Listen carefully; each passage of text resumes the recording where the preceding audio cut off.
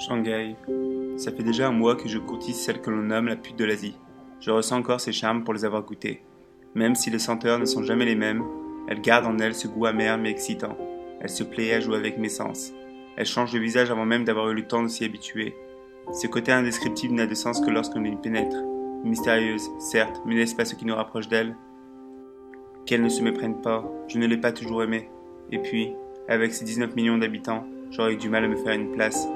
Des Chinois, il y en a de partout. Devant moi, ils me bloquent le passage, derrière moi, ils me bousculent.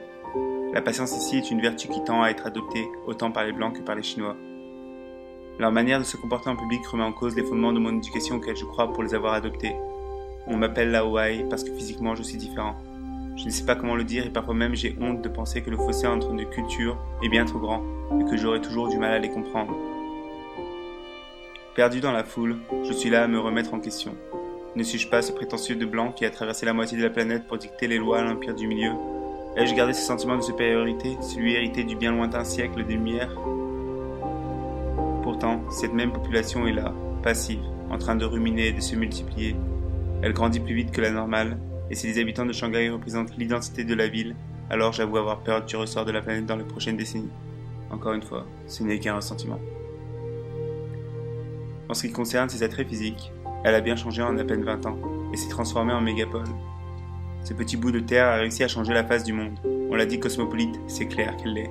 Elle a réussi à rameuter pas mal d'étrangers sur sa jupe, mais pour combien de temps?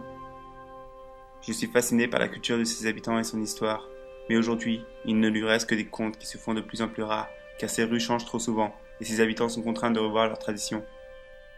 Pour se moderniser, elle détruit tout sur son passage.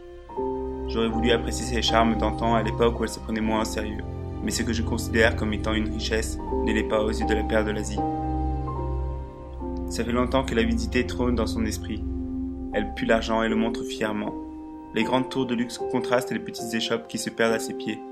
Peu importe, dans quelques mois, la Shanghai que l'on connaît aura fait disparaître ces petits points noirs qu'elle considère comme un défaut, alors qu'en réalité, c'est ce qui fait son charme.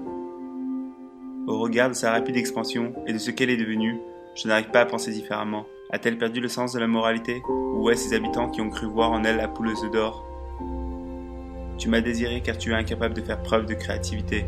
Tu apprends depuis longtemps, mais ne sais-tu pas que tu calques en nous nos modes de vie avec ses problèmes sociaux et économiques, des problèmes que l'on a du mal à se défaire? Je t'assure, tu n'as rien à nous envier. Shanghai, ton absence ne sera pas regrettable, pourtant, tu me manques déjà.